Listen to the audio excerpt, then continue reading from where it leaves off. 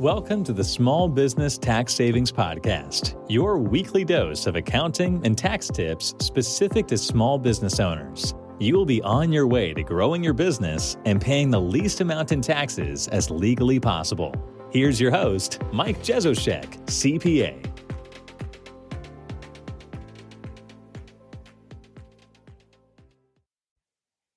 Hello and welcome back to another episode. And today we're continuing our mini-series for Saving for College and Financial Aid. And we again have our special guest, Jack Wang, on, who is a wealth advisor at Innovative Advisory Group in the Smart College Buyer Program. Today's topic is going to be, what are the basics around financial aid for college and what options are available? Last week, we talked about what options are available for college savings. We talked about various different vehicles and the questions you need to ask beforehand. So if you haven't checked that episode out, do so now. And now we're going to get started on kind of what are the basics around financial aid to dive into that piece of the program. And Jack is also going to be on our tax minimization program, where we're going to deep dive into college savings, financial aid, and items around that. So if you have not checked out our tax minimization program yet, do so now. Go to taxsavingspodcast.com/tax. Jack, welcome back to the show. Thanks so much, Mike. Glad to be back. I'm really excited to be talking about this with you. Yeah, last week was a ton of fun. We were kind of talking about the options for college savings, but as we were kind of talking about those options, we got to the point where now we're thinking about financial aid and how do these saving options play into financial aid. So let's kind of kick off this week and just let's know, what are the basics around financial aid? What are the different types of aid that are out there when we're looking for college for our children? Yeah. So the best way to think about this is most families, to start, most families think about financial aid and the financial aid form known as the FAFSA. They think about it as the tax return. If you think about in a tax context, right, when do most people think about taxes? It's when they have to file, right, generally. Right? So they think about how filling out their tax return is doing their taxes. But you and I know that really taxes should be considered throughout the year, right? Because the tax return only tells the IRS what has already happened. Well, in a lot of ways, the financial aid form is the same way. In fact, it even pulls data from the tax return. So they're very, very similar in concept. But if you take a step back, right, and really think about sort of how does financial aid work and where does that money come from? It goes well beyond just doing the form. And this part is the part that unfortunately most families don't think about. So aid really breaks down into two components.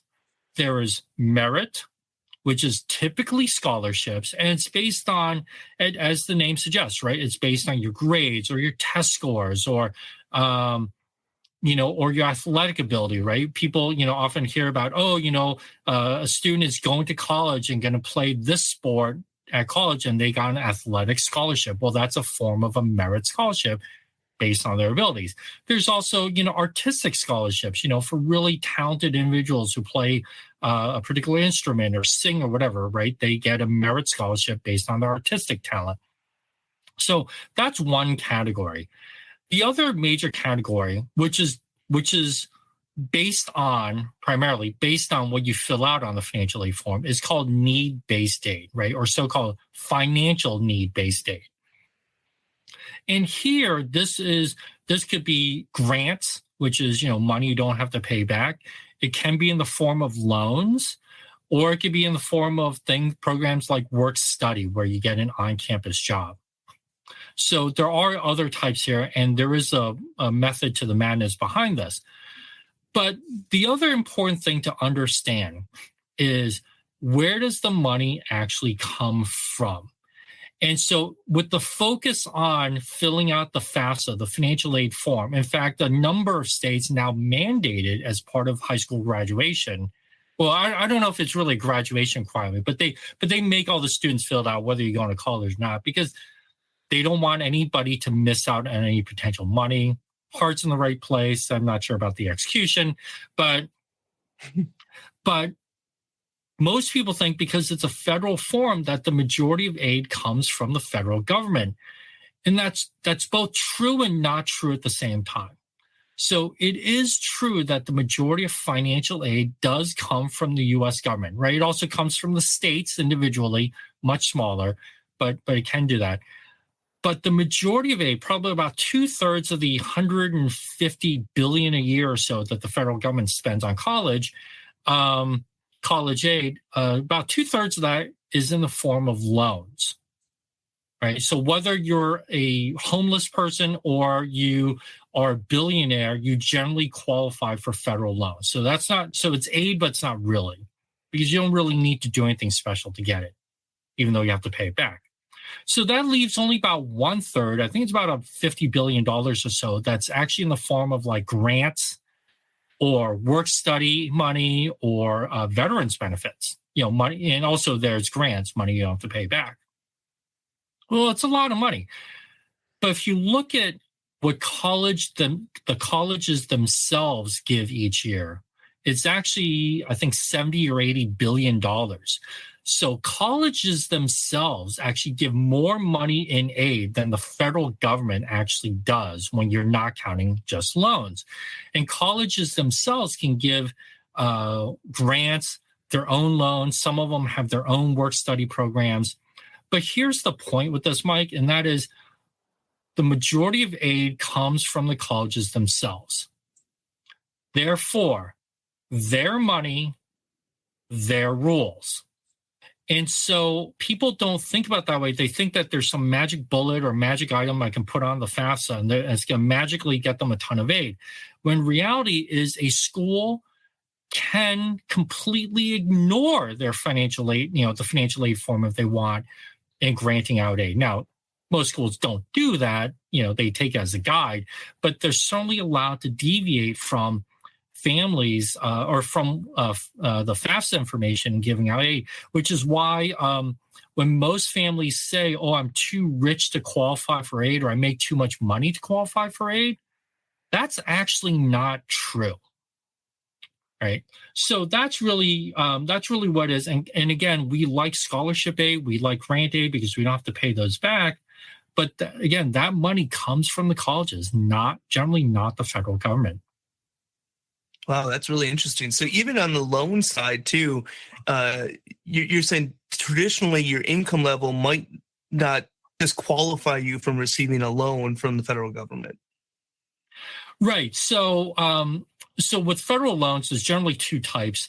One is to the student. It's called a direct loan.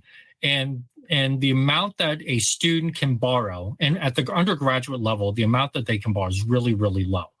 It's nice in that it's generally a low interest rate, fixed interest rate also, no cosigner, no credit check, because the federal government understands that, hey, these are students, right? These are 18-year-old students. They probably don't have full-time work history or much of a credit history. Okay. But the federal government also gives out a lot of what's called plus loans, which are actually to the parent. And really the qualification for that is just filling out a FAFSA. So a billionaire family can still get these loans if they want, or a homeless family can get these loans. And there's almost no credit check. Now, there are certain credit factors that they consider, but credit score is not a factor. Having income is not a factor, right? So you can have a really low credit score and be out of work and still be able to borrow the $80,000 a year if you need to send your kid to the most expensive schools in the country. So, which is just amazing, right? So really the basic criteria for getting a federal loan is you have to be alive, B, you have to be able to hit a button on a computer, and C, you or your kid have to be going to college somewhere, right? And it doesn't really, yes, and all joking aside, there are some other true factors that actually do matter, but in practice, it just seems like if you're breathing and you can hit a button, you're good to go. But so, because of that, you don't really think of it as aid because there's otherwise no qualification criteria because anybody can get it generally. The true aid that comes in the form of scholarships and grants, and we actually have to have certain grades or meet other criteria, that's from the school themselves, right? That's the bulk of the money.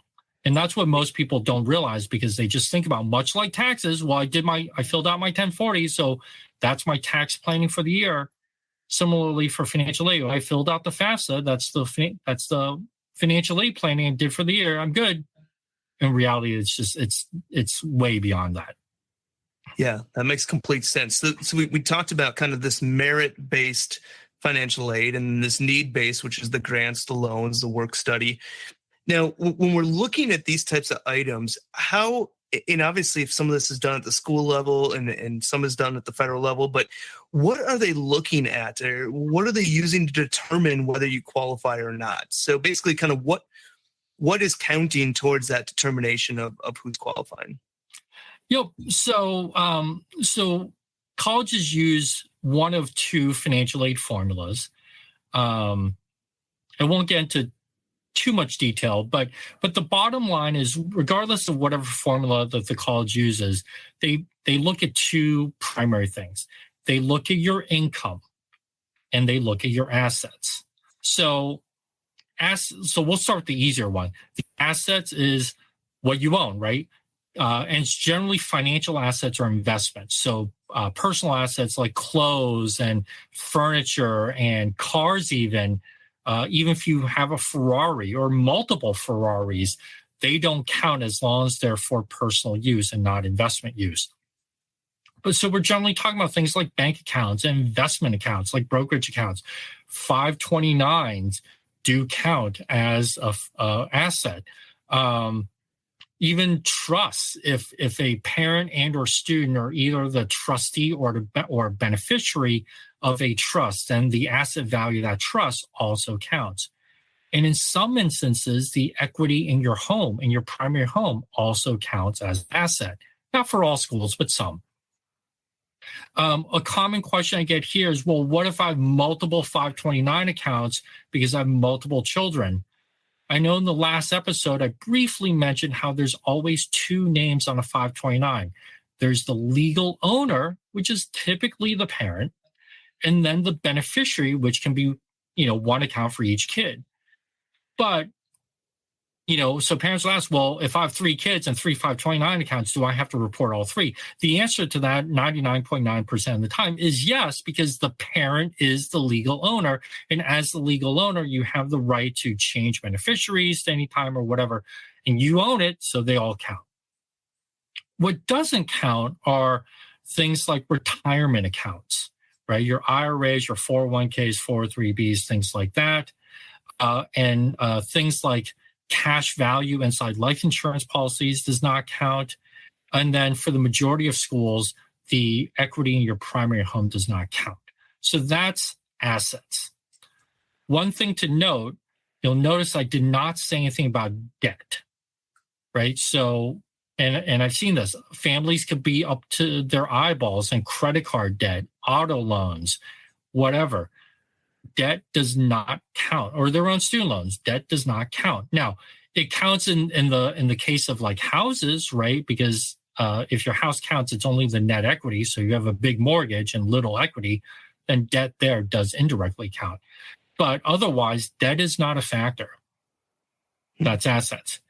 On the income side, it's what you earn, right?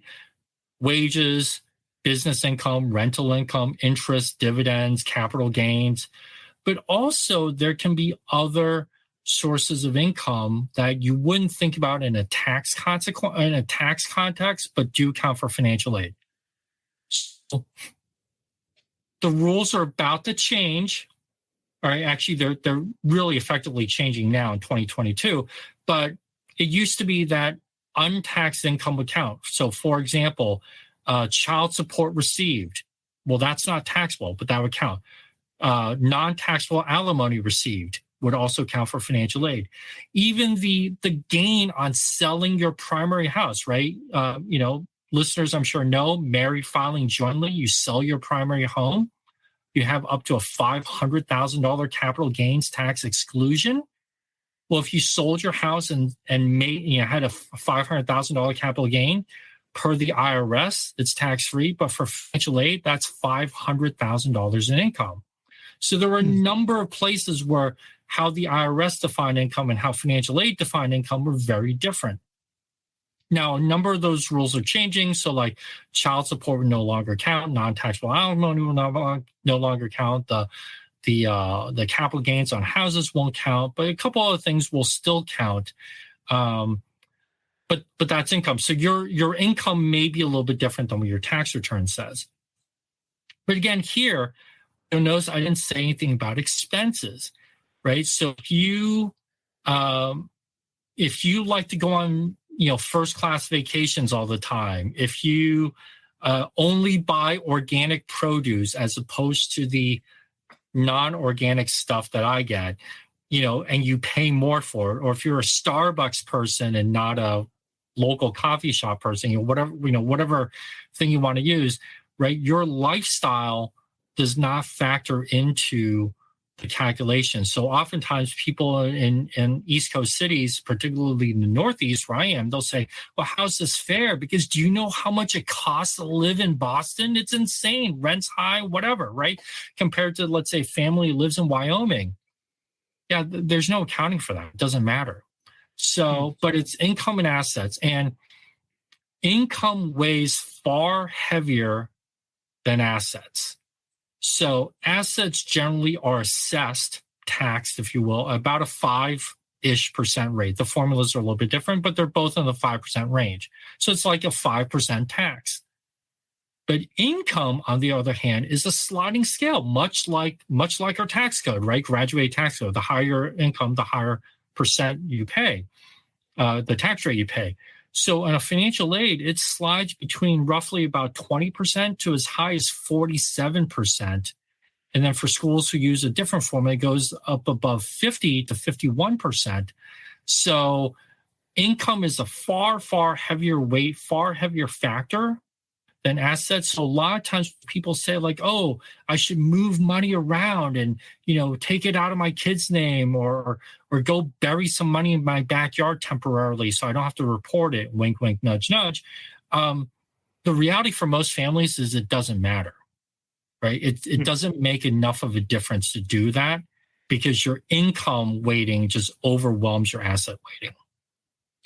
Now, when we look at that income weighting, how far back are we looking? So, if 10 years ago we were CEO of a major corporation and was making $1 million a year, but now we retired and so now our children are going to school now, how far back do they look at income or how do they determine that income number?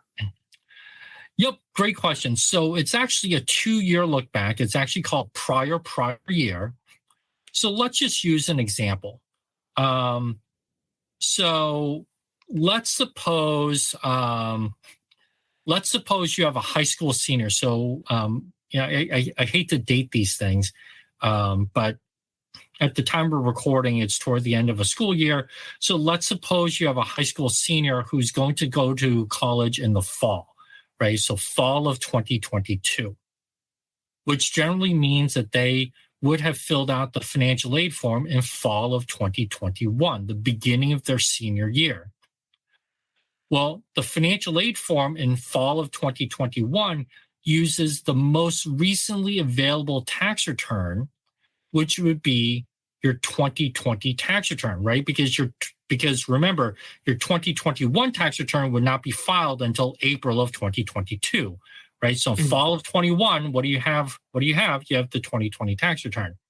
So that's why when people say it's a prior year is the first year of college, in this example, 2022, and the financial aid you get for the first year of college of 2022 is really based on the prior year, which is based on the 2020 tax return. And then that just rolls forward.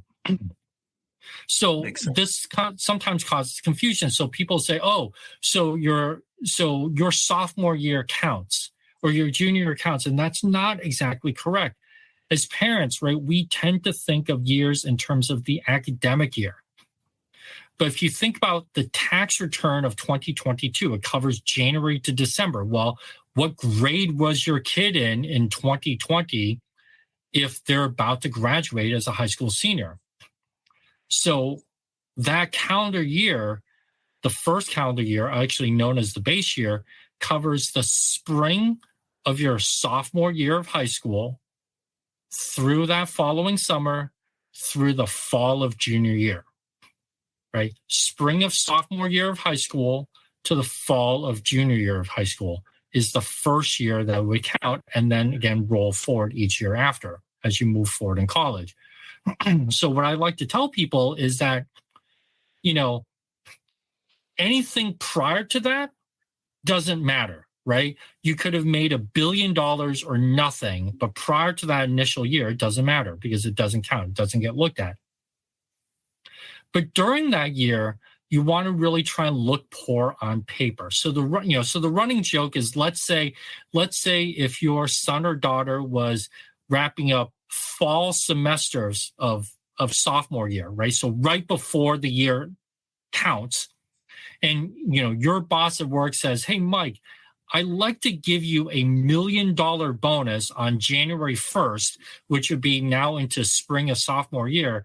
What you actually want to say is, no, thanks for the $1 million bonus, but instead of paying me on January 1st, can you pay me on December 31st? Because it would be the prior calendar year and therefore would not count. Right? Now, I don't know how many people can control that, but that's the ideal. So for families who do qualify for financial aid, the timing and the amount of income they're going to show really matter, because what ends up happening is people often will unintentionally kill their chances for financial aid.